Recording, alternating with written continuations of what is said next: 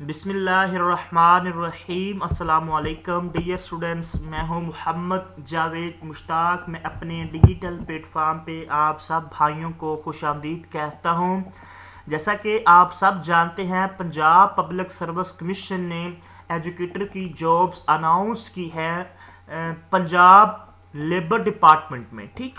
और ये तकरीबन को 5-6 साल बाद दोबारा जॉब्स अनाउंस की गई हैं। 2019 के बाद ये जॉब्स अनाउंस नहीं की गई थी, ठीक है।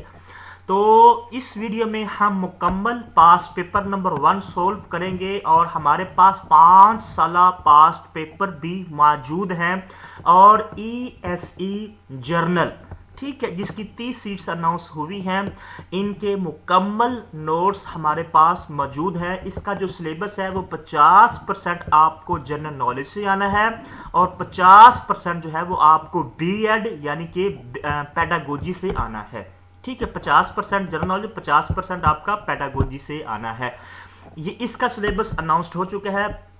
बाकी जो सीट्स हैं जो जिसमें जो फिजिक्स है, केमिस्ट्री है, उनका सिलेबस अभी अनाउंस होना बाकी है। तो हमारे पास ESE जर्नल के पास पेपर भी मौजूद हैं और इसकी पूरी फाइल 6500 MCQs भी मौजूद हैं।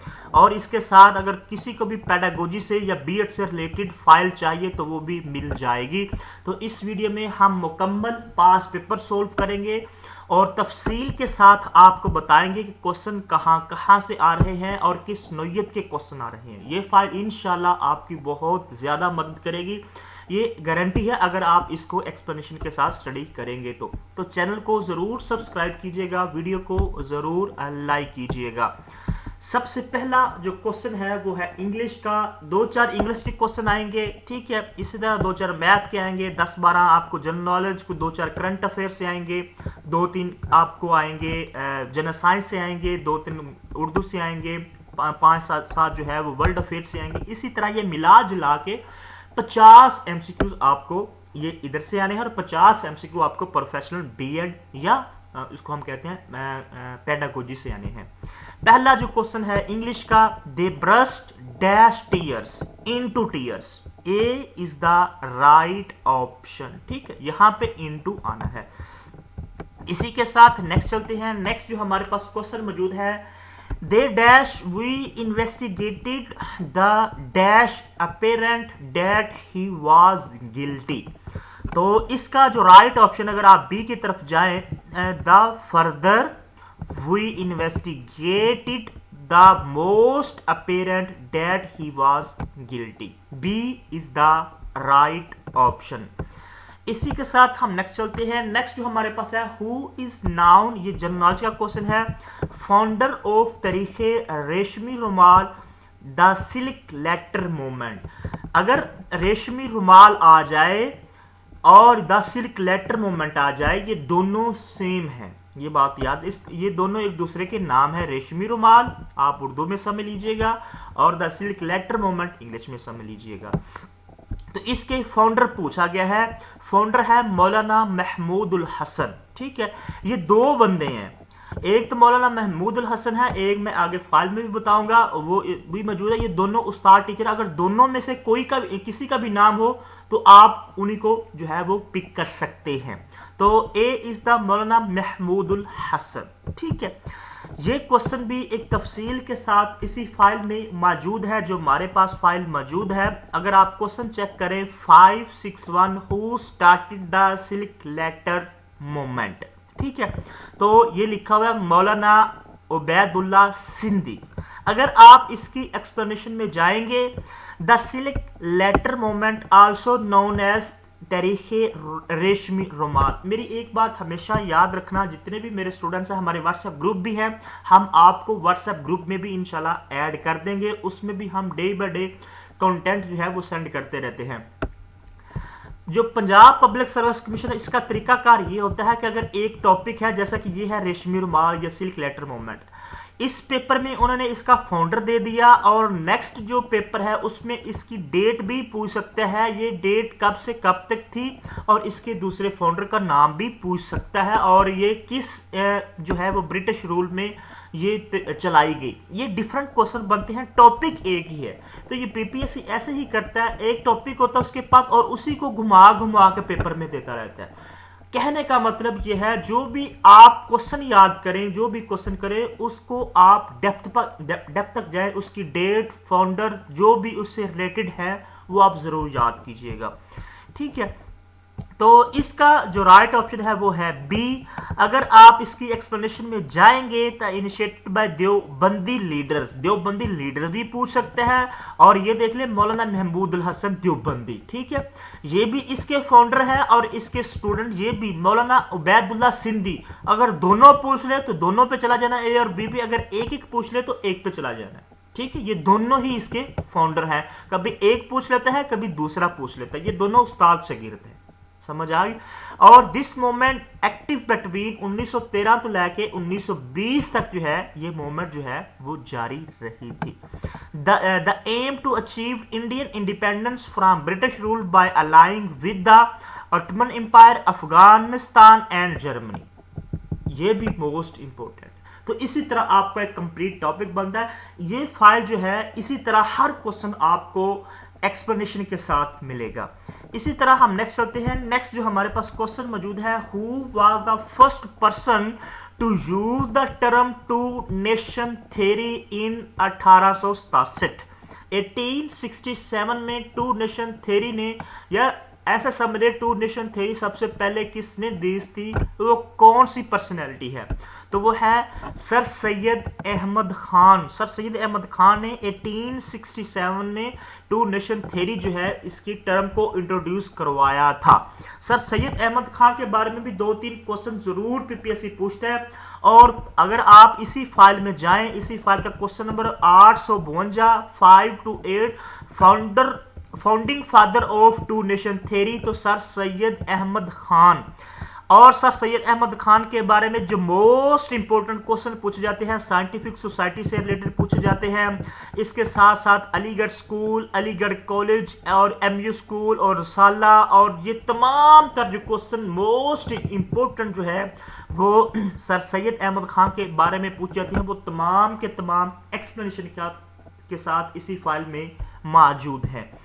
ठीक है, इसी तरह हम नेक्स्ट चलते हैं। नेक्स्ट जो हमारे पास क्वेश्चन मौजूद है, when the great scientist and author Stephen Hawking died. Most important question ये पूछा जा रहा है हॉकिंग के बारे में। ये बहुत बड़ी पर्सनैलिटी, बहुत बड़ा ब्रेन गुजरा है। He was the second super genius after Einstein. अगर आइंस्टाइन के बाद दुनिया में दूसरा बड़ा ब्रेन पैदा हुआ है तो वो है स्टीफन हॉकिंग। अगर आप इनकी स्टोरी सुनेंगे तो बहुत इंटरेस्टिंग स्टोरी है, और जिस हालत में ये दुनिया का दूसरा बड़ा सुपर जीनियस बना है तो आप हैरान रह जाएंगे। तो इनकी डेथ पूछ रहा है, इनकी वफात पूछ रहा है। तो 14 मार्च 2018 को इनकी जो है वो वफात होती है।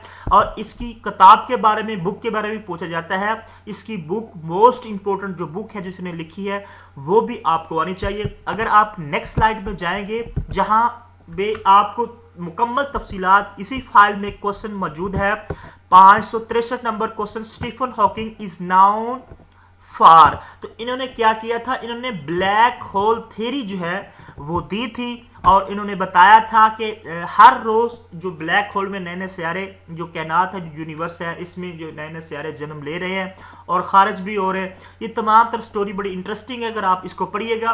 तो इसकी जो है वो वफात पूछ रहा है। तो 14 मार्च 2018 76 एज में कैम्ब्रिज इंग्लैंड में इनकी जो है वो डेथ होती है। अगर आपसे ये पूछ ले, स्टीफन हॉकिंग जो है ये इंग्लिश थ्योरेटिकल था और ये ऑथर भी था, और इसके साथ साथ कहाँ पैदा हुआ था, ऑक्सफोर्ड इंग्लैंड में ये पैदा हुआ था। और इसकी किताब भी बड़ी मोस्ट इंपोर्टेंट किताब है जो बार बार पेपर में पूछी जाती है, a brief history of time. ये भी इसी फाइल के अंदर लास्ट पे मौजूद है, जहां पे बुक्स का एक अलग पोर्शन बनाया गया। A brief history of time इसकी किताब है जो स्टीफन हॉकिंग ने लिखी है। तो ये इस तरह के मोस्ट इंपोर्टेंट क्वेश्चन है। ये क्वेश्चन भी इसी फाइल से लिया गया है। ये हमारी अल्हम्दुलिल्लाह 7 साल की मेहनत है, हमने इस फाइल को कंपाइल किया। अगर आपको ये फाइल चाहिए जिसमें 6500 प्लस एमसीक्यूज मौजूद हैं, 6500 प्लस, जिसमें मुकम्मल तैयारी होगी, जिसमें जनरल नॉलेज के 50% जो ईएससी जनरल में आने हैं, और इसमें 8 टॉपिक्स होंगे जनरल नॉलेज से रिलेटेड, जिसमें करंट अफेयर है, पाकिस्तान अफेयर है, इस्लामिक स्टडी है, कंप्यूटर है, और इसके साथ साथ साइंस के क्वेश्चन है, मैथ के क्वेश्चन है। ये तमाम तर जनरल नॉलेज के अंदर चीजें आती हैं, ठीक है। और इसके साथ साथ पैडागोजी के अंदर भी 10-12 टॉपिक्स आते हैं, जिसमें असेसमेंट है, साइकोलॉजी है, एवेल्यूएशन है, टेस्टिंग है, इसके साथ साथ फिलोसफी है, रिसर्च है। तमाम तर टॉपिक्स पैडागोजी के आने हैं, बीएड के आने, जिसके 50 मार्क्स हैं ईएससी जर्नल के।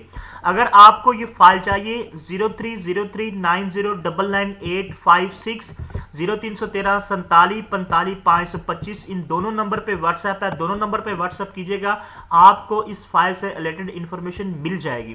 2000 जो है वो पैडागोजी के एमसीक्यूज हैं, और इसके साथ 3000 के करीब या उससे ज्यादा जनरल नॉलेज के क्वेश्चन है। आपको कंप्लीट जो है वो कोर्स इसी फाइल से, अगर आपको कोई और बुक लेने की जरूरत नहीं है, हम आपको व्हाट्सएप ग्रुप में भी इंशाल्लाह ऐड कर देंगे।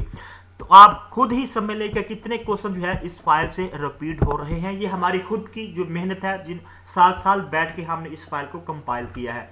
नेक्स्ट क्वेश्चन है द अंटोनम ऑफ डोरमेंट। ये क्वेश्चन अंटोनम के बाद एक आधा अंटोनम भी आता है, तो इसका जो अंटोनम होगा वो ऑप्शन ए एक्टिव।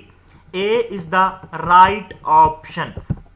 इसी के साथ हम नेक्स्ट चलते हैं। नेक्स्ट जो हमारे पास क्वेश्चन मौजूद है, ये बिल पेश किया गया था, केरी लेगर बिल, ठीक है। Was passed for the period, ये पीरियड पूछ रहा है। ये जो बिल है ये पाकिस्तान से रिलेटेड है, पाकिस्तान को जो एड दी जाती थी यूएसए की जानब से, उससे रिलेटेड ये बिल है। ये कब पास किया गया था, इसका दुरानिया क्या है? 2010 से लेकर 2014 तक, ठीक है। ये 5 साल 2010 से 2014 तक ये जो है बिल पास किया गया था, यही इसका दुरानिया है। ये क्वेश्चन भी एक तफसील के साथ इसी फाइल में मौजूद है। अगर आप क्वेश्चन नंबर 562 को चेक कीजिएगा, इसका दुरानिया 2010 से 2014 तक है। अगर आप इसकी एक्सप्लेनेशन में जाएंगे तो ये partnership with Pakistan act of also known as, ये पाकिस्तान, इसको हम एक्ट भी कहते हैं, ठीक है, एज केरी लेगर बर्मन एक्ट, ठीक है, ये भी इसको कहते हैं। इसके साथ अगर ये पूछ लिया जाए it was pass bye US Congress, ये किसने पास किया था, ये भी क्वेश्चन रिपीट हो चुका है पास ओवर पीपीएससी में। तो ये कांग्रेस ने पास किया था 24 सितंबर and signed by president Barack Obama, ठीक है। ये बराक ओबामा का भी पूछ सकता है कि कौन से यूएस प्रेसिडेंट है जिन्होंने इस बिल को पास किया था, वो है बराक ओबामा, ठीक। किस बिल को? केरी लेगर बिल को। और ये क्या करता था? This bill provide Pakistan non military package, non military add package USS 1.5 billion annually.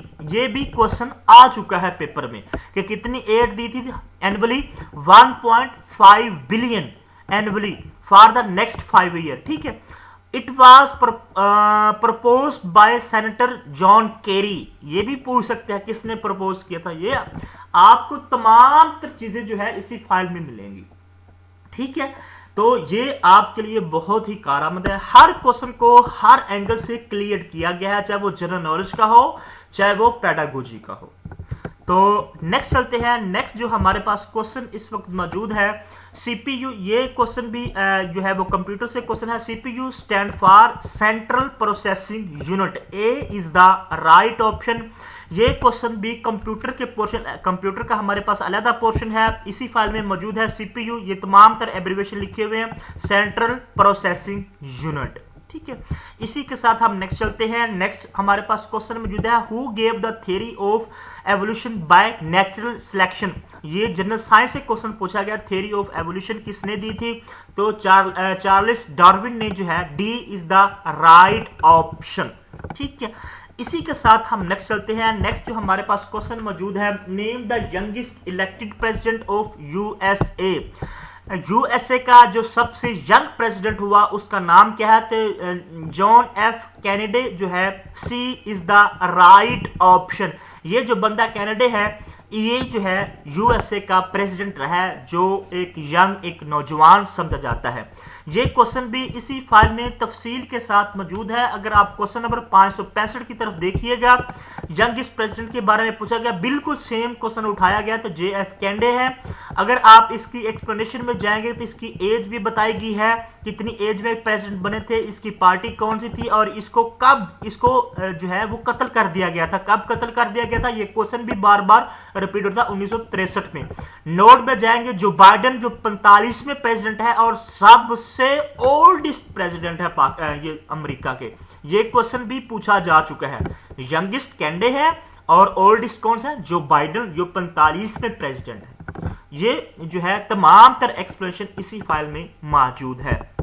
Next चलते हैं। नेक्स्ट जो हमारे पास क्वेश्चन मौजूद है, Pakistan conducted nuclear test on 28 May 1998। तो जनाब ये भी एक आधा क्वेश्चन जरूर पूछ लेता है इस टॉपिक से, जो पाकिस्तान ने जो है वो न्यूक्लियर टेस्ट किए थे। तो चागी हिल्स, आप पहाड़ी का नाम पूछ रहे हैं, Chagai hills, B is the right option. ये क्वेश्चन भी इसी फाइल में मौजूद है। क्वेश्चन नंबर 81 पे अगर आप देखिएगा, पाकिस्तान ने कब जो है वो टेस्ट किए थे, 1998 में टेस्ट किए थे। कभी वो तो तमाम तर एक्सप्लेनेशन कब किए थे, 28 मई, और कहां किए थे, चागी। ये क्वेश्चन अभी पूछा जा चुका है पेपर में। बलोचिस्तान पे वाक़ है, नवाज शरीफ थे, सेकेंड टाइम जो है वो प्राइम मिनिस्टर थे। चागी टेस्ट साइट इन बलोचिस्तान में हुए थे, 5 न्यूक्लियर टेस्ट किए थे। और जो है ये रास्को हिल्स जो है इन द चागी डिस्ट्रिक्ट, ये तमाम तर चीजें जो है ये इसी में मौजूद है, इसी फाइल में मौजूद है। गारंटी ये है कि अगर आप इसको एक्सप्लेनेशन के साथ करेंगे तो। इसी के साथ हम नेक्स्ट चलते हैं। Which book compiled by Ahmad bin Shoaib. Ahmad bin Shoaib ने जो बुक जो है, ये इस्लामिक स्टडी का क्वेश्चन आ चुका है, 4-5 इस्लामिक स्टडी के क्वेश्चन भी आपको आएंगे। अल नेसाई, अल नेसाई जो बुक है, इमाम अहमद बिन शोएब ने इसको जो है वो कंपाइल्ड किया है। ये क्वेश्चन भी इस्लामिक स्टडी का इसी में पोर्शन मौजूद है, जिसके अलग से क्वेश्चन होंगे।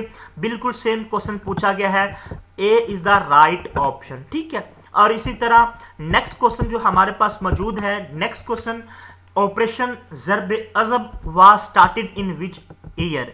ऑपरेशन के बारे में, ऑपरेशन ज़र्ब अज़ब कब लॉन्च किया गया था, तो ये 15 जून 2014 को, 15 जून 2014 को पाकिस्तान आर्मी ने ऑपरेशन ज़र्ब अज़ब जो है इसको स्टार्ट किया था।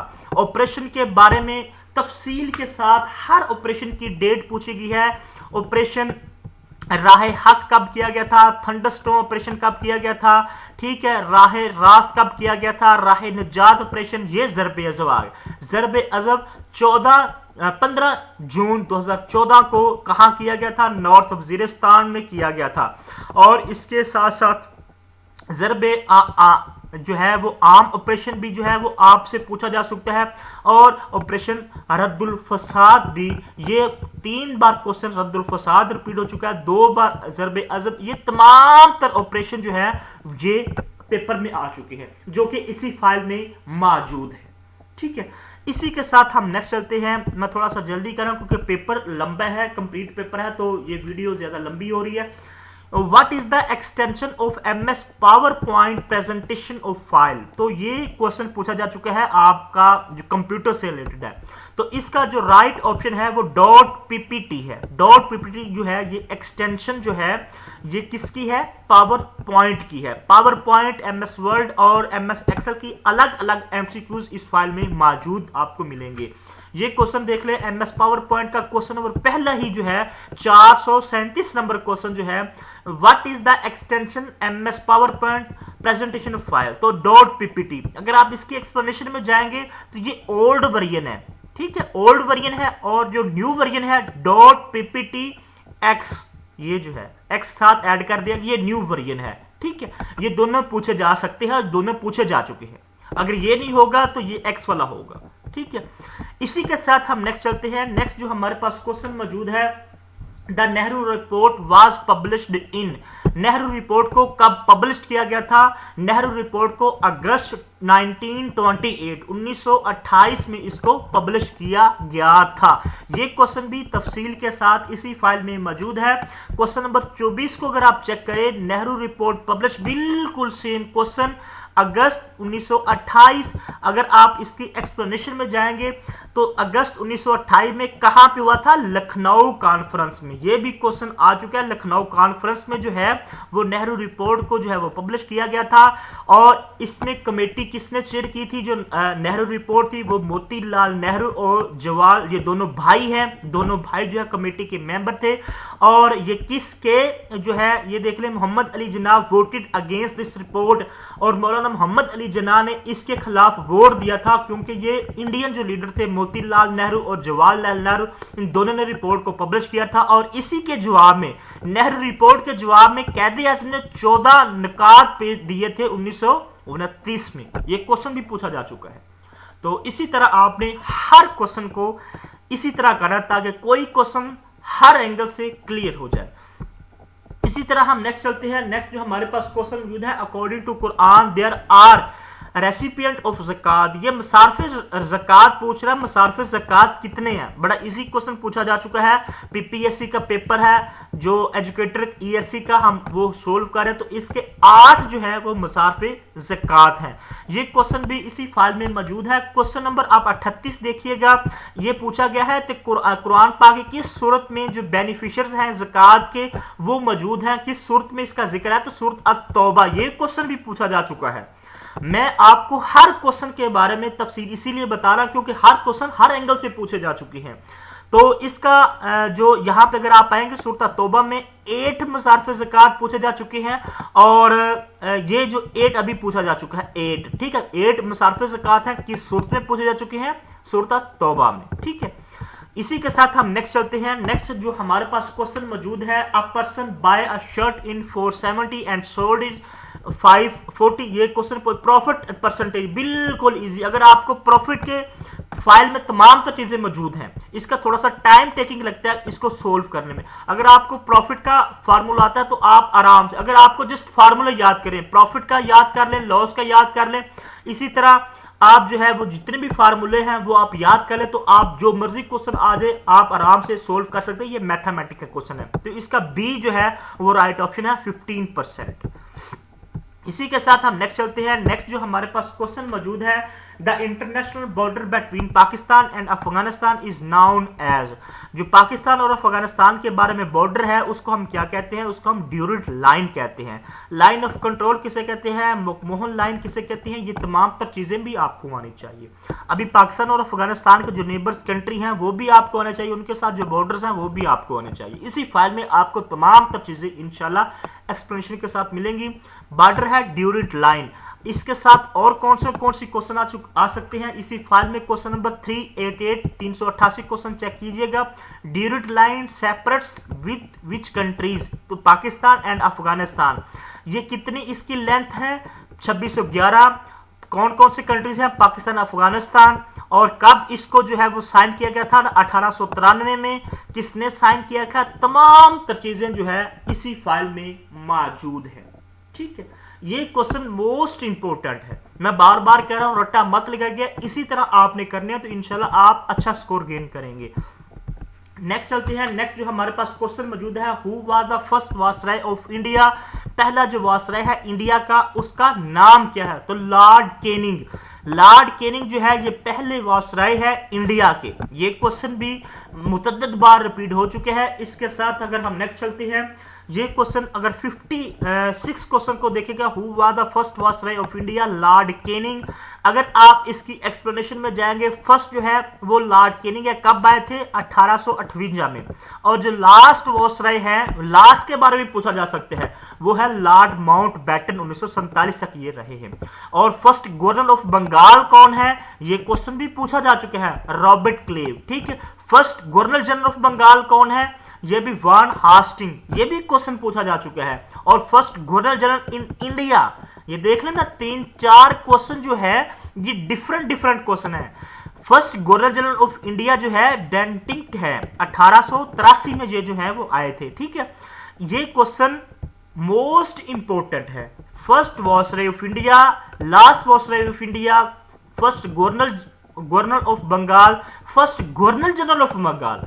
गवर्नर और है, गवर्नर जनरल और है, ये चीजें आपने जरूर याद रखनी। और फर्स्ट गवर्नर ऑफ इंडिया, ये 5-6 पर्सनैलिटीज हैं, ये पांचों की पांचों पूछी जा चुकी है और मैंने इसीलिए यहां पे लिख दी ताकि आपको हर एंगल से ये क्वेश्चन क्लियर हो जाए। तो ये हमने इतनी मेहनत के साथ इस फाइल को कंपाइल किया। अगर आपको ये फाइल चाहिए जिसमें 6500 प्लस एमसीक्यूज हमारे पास मौजूद है ईएससी जनरल के लिए एंड अदर पोस्ट के लिए, और इसमें 50% जो है वो आपका जनरल नॉलेज का टेस्ट आना है जिसमें 8 टॉपिक्स होंगे और 50% पेडागोजी जिसमें 8 टॉपिक्स होंगे। अगर आपको ये फाइल चाहिए 0303 90 99 856 और 0313 47 45 525 इन दोनों नंबर पे व्हाट्सएप कीजिएगा। आपको इस फाइल से रिलेटेड तमाम तर चीजें जो है वो मिल जाएंगी। ये जो है ये पीडीएफ फाइल है, ये इंशाल्लाह आपको फौरन सेंड कर दी जाएगी। अगर आप व्हाट्सएप पे आप कॉन्टेक्ट कीजिएगा, ये थोड़ी सी पेड है। इसी के साथ हम नेक्स्ट चलते हैं। नेक्स्ट जो हमारे पास क्वेश्चन मौजूद है, what does HTTP stand for the context of WW।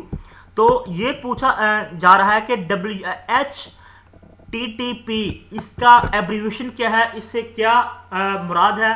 तो ये इसकी जो एब्रीविएशन है option A hyper text transfer protocol, A is the right option. ये आप जो एब्रीविएशन है ना, ये आपको जरूर आने चाहिए। ये 2-3 क्वेश्चन जरूर जो है वो कंप्यूटर से पूछे जा सकते हैं। ये जो आपकी है एब्रीविएशंस, ये क्वेश्चन भी इसी फाइल में मौजूद है। ये एब्रीविएशन का हमने अलग सा पोर्शन बनाया। हर क्वेश्चन, हर टॉपिक आपको अलग अलग एमसीक्यूज मिलेंगे इंशाल्लाह। तो 48 नंबर क्वेश्चन देखिएगा आप, HDD, HP, HTML, IBM, IP, ये तमाम तरह एब्रीविएशन पूछे जा सकते हैं। तो अभी ये पूछा जा रहा है HTTP hyper text transfer protocol, ये अभी पास पेपर में क्वेश्चन पूछा जा चुका है। इसी के साथ हम नेक्स्ट चलते हैं। नेक्स्ट जो हमारे पास क्वेश्चन मौजूद है, ये क्वेश्चन भी मैथ का है। व्हेन 52,416 इज डिवाइड, अगर हम इसको 312 से डिवाइड करेंगे, द क्वेश्चन इज 168।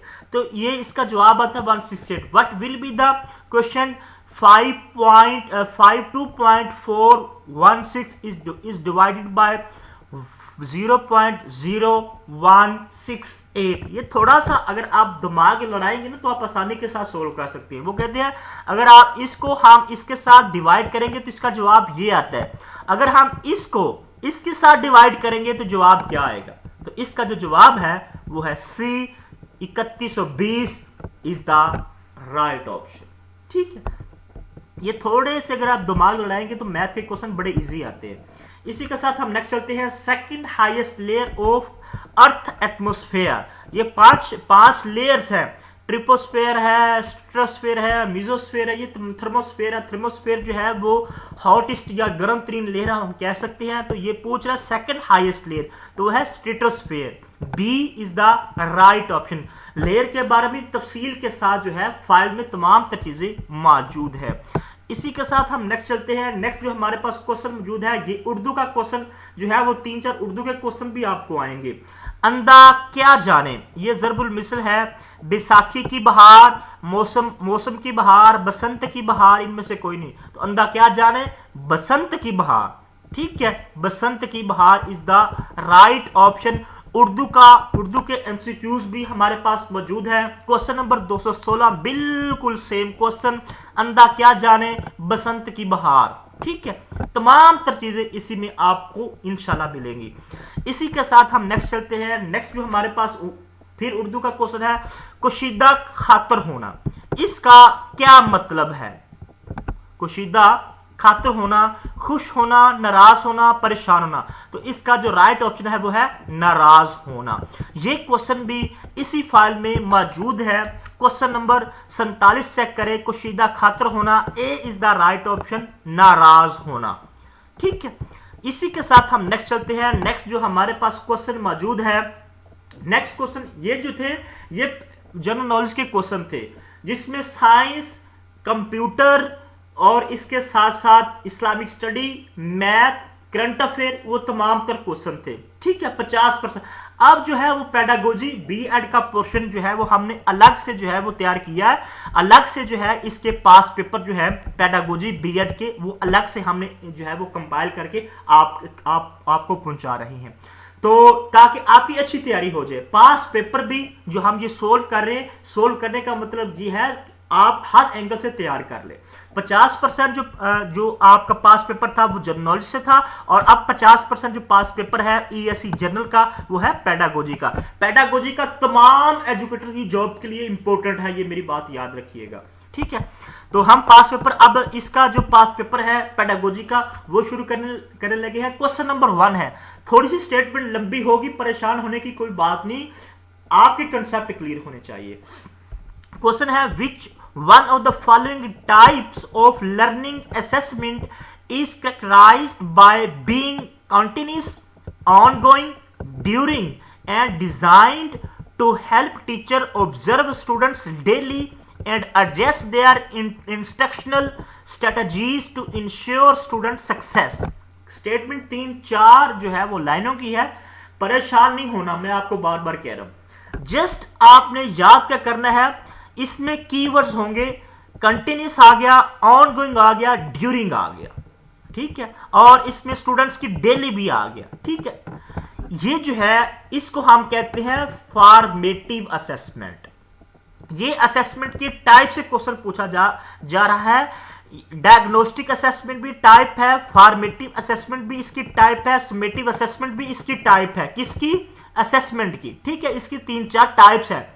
इधर से आपको 3 से 4 क्वेश्चन जरूर पेपर में आएंगे इंशाल्लाह। 3 से 4 क्वेश्चन जो है वो असेसमेंट के टाइप्स के आएंगे, ये मेरी बात याद रखना, मेजरमेंट टेस्टिंग के टाइप से आएंगे।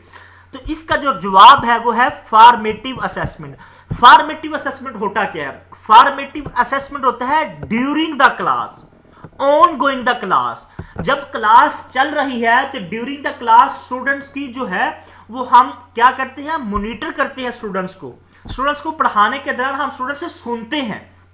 ड्यूरिंग आ जाए, ऑन गोइंग आ जाए, ऑन गोइंग की क्लास के दौरान हम पढ़ा रहे हैं, कोई काम करवा रहे हैं, तो हम during the class, on going, या हम कंटिन्यूस जो असेसमेंट करते हैं, जो स्टूडेंट्स को हम डेली ऑब्जर्व करते हैं, उसको हम कहते हैं फॉर्मेटिव असेसमेंट।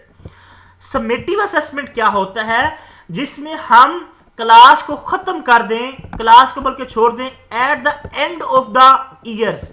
अगर एंड का लफ्ज आ जाए, समेट लेना, ये मोस्ट इंपॉर्टेंट क्वेश्चन है। समेटिव, एंड कर देना, समेट लेना, एंड का लफ्ज आ जाए, at the end of the year, at the end of the object, at the end of the session, at the end of the semester. जबकि आपका सेमेस्टर खत्म हो चुका है और आपको डिग्री मिल चुकी है, आपकी मैटर की डिग्री आपको मिल चुकी है, तो ये क्या है? ये आपकी समेटिव असेसमेंट है। समेटिव असेसमेंट वो होती है जिसमें आपको डिग्री दी जाए, ठीक है, कि आप पास आउट हो चुके हैं at the end of the year, at the end of the semester, at the end of the object, तो वो होती है समेटिव असेसमेंट। ये मोस्ट इंपॉर्टेंट है। ये क्वेश्चन भी तफसील के साथ फाइल में, क्योंकि हम खुद पेडागोजी के प्रोफेशनल हैं, तो ये 301 नंबर क्वेश्चन को चेक करें।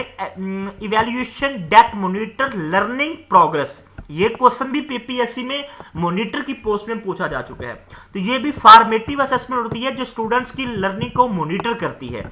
अगर आप इसकी एक्सप्लेनेशन में जाएंगे, formative assessment is the method of evaluating students learning during the lesson, unit, course to inform instructional modification.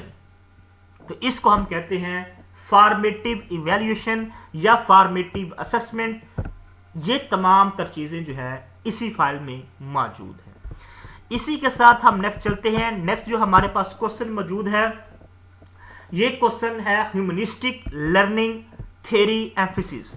जो ह्यूमनिस्टिक लर्निंग थ्योरी है ये मैस्लो ने दी है, कार्ल रॉजर ने दी है, मोस्ट इंपॉर्टेंट है। और ये किस पे जोर देती है, किस पे इसका फोकस है? वो है पर्सनल ग्रोथ, ह्यूमन की पर्सनल ग्रोथ पे ह्यूमनिस्टिक लर्निंग का जोर है। सी इज द राइट ऑप्शन। ये क्वेश्चन भी इसी फाइल में तफसील के साथ मौजूद है। ये क्वेश्चन एक एग्जाम्पल के साथ लिखा गया है। Mohan, a teacher believes that individual free will their preference and growth, ठीक है, are important of understanding their behaviour, he is influenced with, तो ये है ह्यूमनिज्म। अगर आप इसकी एक्सप्लेनेशन में जाएंगे, Maslow and Carl Roger, founder of humanism, the humanistic approach emphasis the individual personal worth, ये चेक कर ले, इंडिविजुअल पर्सनल वर्थ आ गया, personal growth, personal worth, the central of human values, और ये ह्यूमन की वैल्यूज पे ज्यादा फोकस करती है, and the creative active nature of human beings. समझ आ गई? पर्सनल ग्रोथ अभी पूछा जा चुका है। हर क्वेश्चन को आपने एक्सप्लेनेशन के साथ स्टडी करना है, इंशाल्लाह आप जरूर 110% करेंगे। ये क्वेश्चन भी इसी फाइल में तफसील के साथ मौजूद है। 2000 एमसीक्यूज आपको 10 साल पास बल्कि 13 साल पास पेपर भी पेडागोजी की इसी फाइल में मौजूद है। नेक्स्ट क्वेश्चन हमारा पास पेपर का ईएससी जनरल का, first component of lesson planning is, तो इसके 3-4 कंपोनेंट है लेसन प्लानिंग के। तो पहला जो है जिसको हम जो कहते हैं मोस्ट इंपोर्टेंट, वो हमारा होता है ऑब्जेक्टिव। हमारे ऑब्जेक्टिव क्या है? हम लेसन प्लान बना रहे हैं, लेसन प्लान बनाने से पहले जो हमारा पहला जो कंपोनेंट होता है वो हमारे ऑब्जेक्टिव्स होता है कि हमारे ऑब्जेक्टिव्स क्या है जो हमने अचीव करने हैं। ये क्वेश्चन भी फाइल में मौजूद है। अगर आप क्वेश्चन नंबर 470 चेक करें, कंपोनेंट ऑफ करिकुलम या कंपोनेंट ऑफ लेसन प्लानिंग, तो आपको ये तमाम तर कंपोनेंट जो है वो इसी में मिलेंगे। 3-4 मेजर कंपोनेंट है, ऑब्जेक्टिव है, कंटेंट है, ये तमाम तर लेसन प्लानिंग के कंपोनेंट भी है और करिकुलम के, ये करिकुलम के कंपोनेंट है, और नीचे जाएंगे आपको लेसन प्लानिंग के कंपोनेंट मिलेंगे। ठीक है, इसी के साथ हम नेक्स्ट चलते हैं। नेक्स्ट जो हमारे पास क्वेश्चन मौजूद है, cognitive development deals with, cognitive development का जो ताल्लुक होता है वो ब्रेन और माइंड के साथ होता है, ये आप याद रखिएगा, ब्रेन और माइंड। कॉग्निटिव का मतलब ही होता है ब्रेन, इंटेलेक्चुअल। ये क्वेश्चन भी इसी फाइल में तफसील के साथ मौजूद है। अगर आप question number 32 number question check करें, अगर आप क्वेश्चन खुद पढ़ लें क्योंकि वीडियो ज्यादा लंबी हो रही है तो इसको अपलोड करने में भी थोड़ा सा टाइम लगता है। अगर ये problem solving, decision making, cognitive development का ताल्लुक किससे होता है? मेंटल प्रोसेस से होता है, ब्रेन से होता है। Cognitive term refer to mental process, brain, thinking, ये तमाम तर knowing, memoring, judging, problem solving, इन तमाम तर का ताल्लुक जो है वो कॉग्निटिव डेवलपमेंट से होता है। ठीक है, इसी के साथ हम नेक्स्ट चलते हैं। नेक्स्ट जो हमारे पास क्वेश्चन मौजूद है, improves the productive contribution of people. ये क्वेश्चन जो है वो मैनेजमेंट एंड लीडरशिप के टॉपिक से लिया गया है। इसके भी अलग से एमसीक्यूज हमारे पास मौजूद है इसी फाइल में, तो इसको हम लीडरशिप कहते हैं। लीडरशिप क्या होता है? प्रोडक्टिव कंट्रीब्यूशन करता है हमारी इंप्रूवमेंट में। ठीक है, सी इज द राइट ऑप्शन। इसी के साथ हम नेक्स्ट चलते हैं। What is called education acquired without, ये क्वेश्चन जरूर याद रखना। विदाउट नॉट का ऑप्शन आप भूल जाते हैं पेपर में जो स्टेटमेंट होती है। ठीक है, any specific purpose, fixed period and place, ऐसी तालीम जो बगैर पर्पस के, बगैर फिक्स्ड पीरियड के या बगैर फिक्स्ड प्लेस के हासिल की जाए उसको हम क्या कहते हैं? उसको हम इनफॉर्मल एजुकेशन कहते हैं, जो इंसिडेंटल भी होती है। ठीक है, अगर विदाउट का लफ्ज हटा दिया जाए तो ये क्या बनेगा? फॉर्मल एजुकेशन बनेगा, जिसका एक फिक्स्ड पीरियड होता है, एक फिक्स्ड प्लेस होती है, एक पर्पस होता है। लेकिन विदाउट पास पेपर में ईएससी जनरल में पूछा गया है। ये देख लो ना, पीपीएससी थोड़ा सा ना घुमा देता है, तो हम स्टेटमेंट पढ़ते नहीं, अन्य क्वेश्चन ऑप्शन लगा देते जो गलत होता है। विदाउट पूछा गया है, ये याद रखना। तो ये है इनफॉर्मल। ये क्वेश्चन भी तफसील के साथ इसी फाइल में मौजूद है। क्वेश्चन नंबर 347 चेक करें। इनफॉर्मल एजुकेशन जस्ट, ये लाइफ लॉन्ग होती है, जो हम घरों से, स्कूलों से सीखते हैं। इसका कोई फिक्स्ड जो है पीरियड नहीं होता, कोई टाइम नहीं होता। बचपन से लेकर कभी हम प्ले ग्राउंड से सीख लेते हैं, मस्जिद में जाए सीख लेते हैं, बंदों में बैठे सीख लेते हैं, घरों से, बच्चों से, छोटों से, बड़ों से, डेली एक्सपीरियंस से सीख लेते हैं। तो इसका कोई पीरियड नहीं है, कोई प्लेस नहीं है, कोई कुछ नहीं है। ठीक है, लाइफ लॉन्ग प्रोसेस है। ये भी क्वेश्चन आप खुद चेक करें कितनी तफसील के साथ लिखा हुआ है। इसी के साथ हम नेक्स्ट चलते हैं। Which branch of philosophy deals with knowledge, its structures, method and validity. Question आ चुका है कि फिलोसफी डील करती है नॉलेज को। ये कौन सी टर्म्स है? लॉजिकल है, एस्थेटिक है, मेटाफिजिक्स है, एपिस्टेमोलॉजी है। तो डी जो है एपिस्टेमोलॉजी। अगर आपको एपिस्टेमोलॉजी, मेटाफिजिक्स, एक्सोलॉजी के बारे में पता है तो आप आसानी के साथ इसको सोल्व कर लेंगे। D is the right option. ये क्वेश्चन तफसील के साथ 3 टर्म्स हैं। अब क्वेश्चन अगर आप देखिएगा, ये मोस्ट इंपोर्टेंट है, पीपीएससी 2020 में ये पेपर लेक्चरर एजुकेशन में भी आ चुका है। मेटाफिजिक्स के बारे में ये 3 टर्म्स हैं। ये 3 एक है मेटाफिजिक्स, अगर इसकी एक्सप्लेनेशन में जाएं, ये 3 टर्म्स है। एक है ऑन्टोलॉजी, एक है एक्सोलॉजी, एक है एपिस्टेमोलॉजी। अभी एपिस्टेमोलॉजी के बारे में क्वेश्चन पास पेपर में जो भी हमने हल किया। ऑन्टोलॉजी क्या होता है? इसका दूसरा नाम है मेटाफिजिक्स। ये डील करता है रियलिटी को। कौन? Ontology and metaphysics. Epistemology deal करता है नॉलेज को, it deals with the nature of knowledge, अभी जो हमने क्वेश्चन किया होगा एपिस्टेमोलॉजी का। एक्सोलॉजी है, इट डील्स विद वैल्यूज। ये मेरी गारंटी है, अगर इन तीनों में से एक क्वेश्चन जरूर पेपर में आएगा। एजुकेटर के पेपर में, ईएससी जर्नल या पेडागोजी के पोर्शन में ये क्वेश्चन आएगा। या एपिस्टेमोलॉजी का पूछ लेगा, या ऑन्टोलॉजी का पूछ लेगा, या मेटाफिजिक्स का, या एक्सोलॉजी का। और ये मैंने तीनों आपको बता दिया, और तीनों फाइल में एक्सप्लेनेशन के साथ मौजूद है।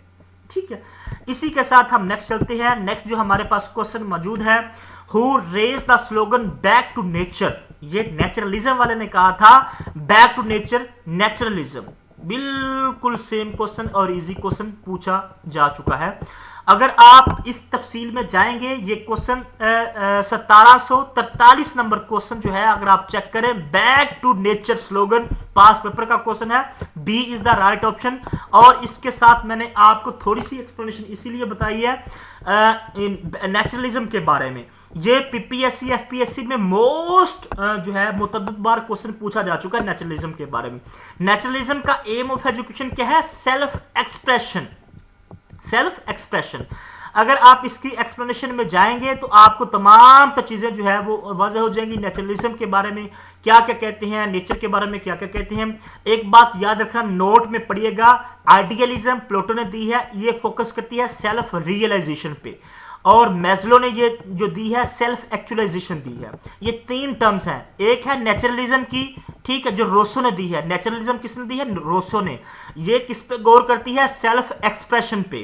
क्या करती है? सेल्फ एक्सप्रेशन पे। ठीक है। आइडियलिज्म जो प्लेटो ने दी है, वो कहते हैं सेल्फ रियलाइजेशन पे जो है वो फोकस करते हैं आइडियलिज्म वाले। और जो मैस्लो है, इसकी मोटिवेशन थ्योरी है, ये सेल्फ एक्चुअलाइजेशन पे फोकस करते हैं। ये 3 टर्म्स हैं। तीनों टर्म्स मैंने लिखी हैं, और तीनों टर्म्स में से घुमा के देता है। सेल्फ एक्सप्रेशन दे देगा, हम जो है मैस्लो ना लगा दे। मैस्लो ने सेल्फ एक्चुअलाइजेशन टर्म दी है, प्लेटो ने या आइडियलिज्म ने सेल्फ रियलाइजेशन दी है, और नेचुरलिज्म वालों ने सेल्फ एक्सप्रेशन दी है। इसी तरह आपने हर क्वेश्चन को करना है। टाइम तो लग रहा है, लेकिन इंशाल्लाह आपके क्वेश्चन भी, कंसेप्ट भी क्लियर हो जाएंगे। इसी तरह नेक्स्ट क्वेश्चन है, which method use real life situation in teaching.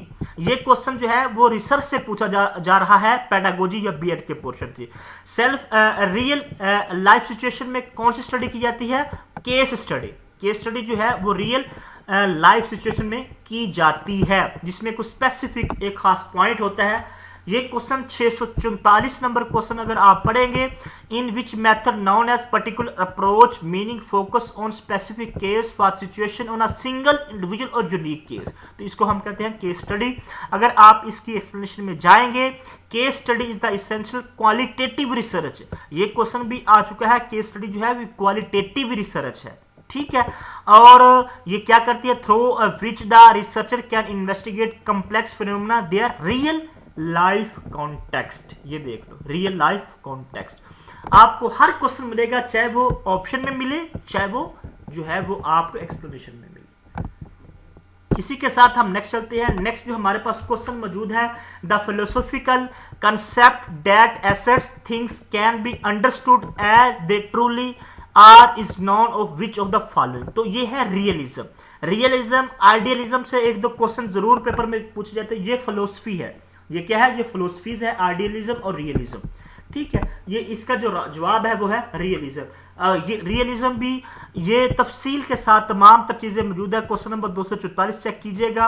ये रियलिटी को फोकस करती है रियलिज्म। ठीक है, रियल चीजें, यही क्वेश्चन पूछा जा चुका है। रियल चीजें ये किसने दी है? अरिस्टोटल ने दी है। Reality is the real world, ये रियलिटी पे फोकस करती है, जो चीज़ें हमें नज़र आती हैं वही रियल हैं, और जो आइडियलिज्म है ये इसके खिलाफ है रियलिज्म के। वो कहते हैं जो चीज़ें रियल हैं वो रियल नहीं होती, ये इसके खिलाफ है। ये तमाम तर चीज़ें इसमें मौजूद है, इसी फाइल में मौजूद है, आपको पढ़ेंगे और आप इंशाल्लाह तमाम तर कंसेप्ट क्लियर भी होंगे। इसी के साथ नेक्स्ट चलते हैं, research conducted to find solution for an immediate problem. Most important question, very important question, ये कोई भी एग्जामिनर जो है इसको मिस नहीं करता। ये रिसर्च से क्वेश्चन है, इमीडिएट प्रॉब्लम आ जाए, क्लासरूम प्रॉब्लम आ जाए, तो इसका जो जवाब है वो है एक्शन रिसर्च। ये क्वालिटेटिव रिसर्च की टाइप है एक्शन रिसर्च। ये भी याद रखना, फंडामेंटल रिसर्च क्वांटिटेटिव है, सर्वे भी क्वांटिटेटिव है, एनालिटिकल जो है ये क्वालिटेटिव है, और एक्शन रिसर्च भी क्वालिटेटिव है। अब क्वांटिटेटिव और क्वालिटेटिव क्या होता है इंशाल्लाह मैं अलग बताऊंगा, फाइल में तमाम तो चीजें मौजूद हैं, लेकिन अब हम पास पेपर सोल्व कर रहे हैं। इमीडिएट प्रॉब्लम जो है ये हमारी एक्शन रिसर्च इस पे फोकस करती है। ये क्वेश्चन तफसील के साथ एक्शन रिसर्च के बारे में लिखा गया, 742 नंबर क्वेश्चन इसी फाइल में मौजूद है। The research approach that simultaneously investigated and solve a problem, तो है एक्शन रिसर्च। अगर आप इसकी एक्सप्लेनेशन में जाएंगे, solve immediate problem, action research, classroom research, ठीक है, और educational practices, improve the education practices, ये तमाम तर चीजें जो है ये एक्शन रिसर्च में आती है। मैंने हर एंगल से आपको एक्शन रिसर्च समझा दी, ठीक है। एक्शन, अगर आप नोट पढ़ेंगे, एक्शन रिसर्च इज अ सब टाइप ऑफ अप्लाइड रिसर्च। ये एफपीएससी में क्वेश्चन 2016 में पूछा जा चुका है। इसी के साथ हम नेक्स्ट चलते हैं। नेक्स्ट जो हमारा क्वेश्चन है, आ स्कीमा इज आ, ये साइकोलॉजी से क्वेश्चन पूछा जा रहा है ईएससी जर्नल में, लेबर डिपार्टमेंट का पास पेपर हम सोल्व कर रहे हैं। Schema, category of knowledge that allows to use, interpret और understood of the world. Schema जो है ये टर्म दी है पियाजे ने, जिन पियाजे ने टर्म दी है, जो एक जो थे ये कॉग्निटिविस्ट थे। ये क्वेश्चन इसी फाइल में मौजूद है। स्कीमा क्वेश्चन नंबर 49 से करें, the term schema refer to mental representation of a concept. ये जो टर्म है ये पियाजे ने कब दी है? 1923 में पियाजे ने दी है। ये साइकोलॉजी का question. Schema is a knowledge of structure that allows organism to interpret and understand the world around them, ठीक है। And the schema is a cognitive structure that serves a framework on one knowledge about people, place, object and events. यानी कि अगर आपके दिमाग में कुछ चीजें हैं, ठीक है, जिनके बारे में आपके पास इल्म है, फॉर एग्जांपल आपके दिमाग में बिल्डिंग ब्लॉक्स ऑफ नॉलेज है किसी के बारे में भी, फॉर एग्जांपल आपका दोस्त है, यार आपका दोस्त सुफियान है, उसके बारे में आपके दिमाग में कोई ना चीजें हैं, यार मेरा दोस्त है, अच्छा है, बुरा है। कोई टॉपिक है, पाकिस्तान की इकोनॉमी कैसे, फॉर एग्जांपल बात कर रहा हूं मैं, पाकिस्तान का इकोनॉमी कैसी है, आपके दिमाग में एक स्कीमा बना हुआ है, आपके दिमाग में कुछ चीजें उसके बारे में हैं। आपकी फैमिली कैसी है, उसकी भी आपके दिमाग में कुछ चीजें हैं। पाकिस्तान में करप्शन है, उसके दिमाग में कुछ, आपके दिमाग में कोई ना कोई जो है एक उसका स्ट्रक्चर बना हुआ है, तो इसको हम कहते हैं स्कीमा, ठीक है।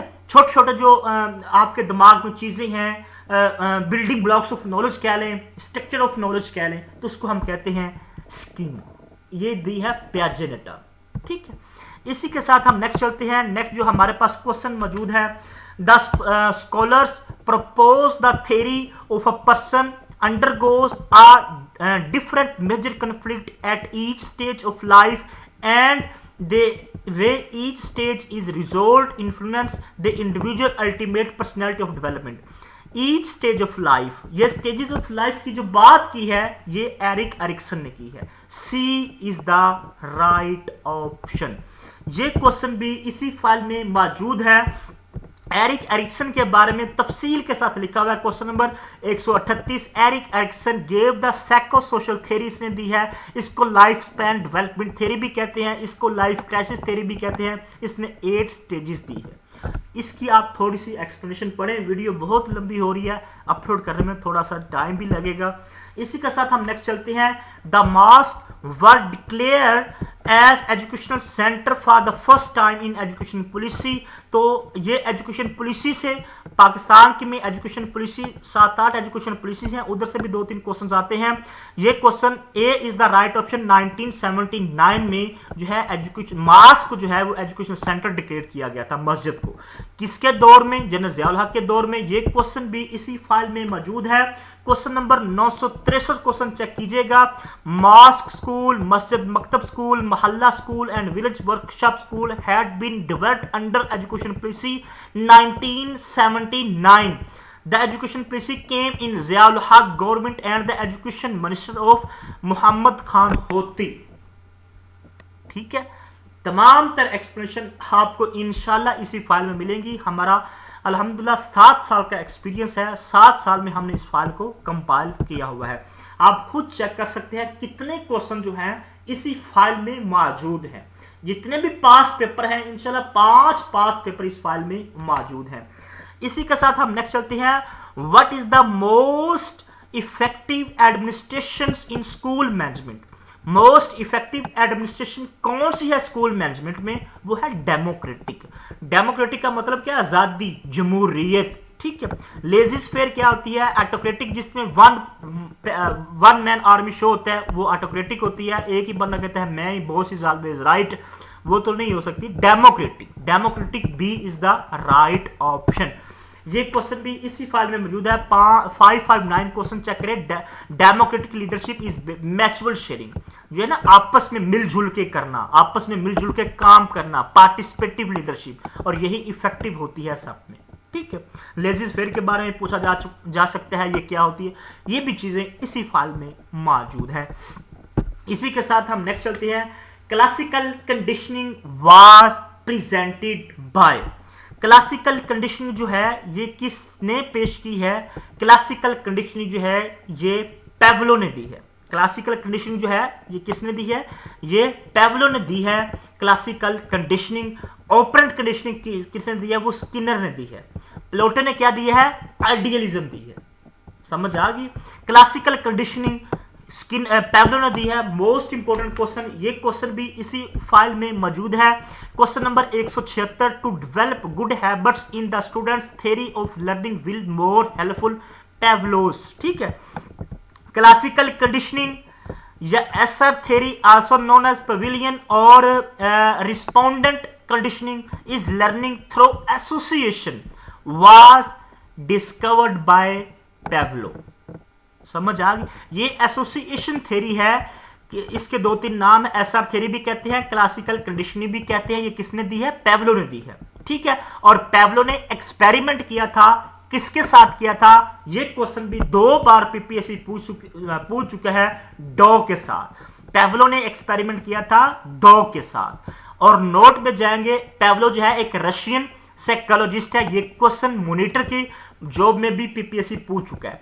was awarded the Nobel Prize in Psychology और Medicine in 1904। 1904 में पेवलो को नोबेल प्राइज भी मिला था। तमाम तर एक्सप्लेनेशन इसी फाइल में मौजूद है। अगर आपको ये फाइल चाहिए, इस फाइल में 5 साल के पास्ट पेपर भी मौजूद हैं। 5 साल के पास्ट पेपर इसी फाइल में आपको इंशाल्लाह मिलेंगे। इसमें 6500 एमसीक्यूज हमारे पास मौजूद हैं, जिसमें जनरल नॉलेज के तमाम तर टॉपिक्स हैं और पेडागोजी बीएड के पेडागोजी के तमाम तर टॉपिक्स मौजूद हैं। एमसीक्यूज के साथ ये फाइल है, एक्सप्लेनेशन के साथ फाइल है, मुकम्मल तैयारी के साथ 5 साल के पास्ट पेपर भी इसमें मौजूद हैं। 5 साल के पास्ट पेपर भी है। अगर आपको ये फाइल चाहिए 030390999856 0313 47 45 525 इन दोनों नंबर पे व्हाट्सएप कीजिएगा, आपको तमाम तरह इंफॉर्मेशन मिल जाएगी। ये फाइल थोड़ी सी पेड है, 1 घंटे की वीडियो बनी है, मैंने तमाम तरह चीजें क्लियर की हैं। इंशाल्लाह आने वाले दिनों में भी पास्ट पेपर को सोल्व किया जाएगा। चैनल को जरूर सब्सक्राइब कीजिएगा। अगर आप ये फाइल आपकी इंशाल्लाह मैं गारंटी देता हूं आपको, अगर आप इसको जैसे मैंने अभी आपको एक्सप्लेनेशन के साथ बताया, आप हर क्वेश्चन इसी तरह करेंगे तो इंशाल्लाह आप जरूर कामयाब होंगे, ये मेरी गारंटी है। लेकिन पढ़ना स्टूडेंट्स तो आप नहीं है, अगर आप जितनी मेहनत करेंगे, कंपटीशन ज़्यादा है, जितनी मेहनत करेंगे आपका ही फ़ायदा है। तो फाइल लेने के लिए आप इन नंबर पर रब्ता कीजिएगा।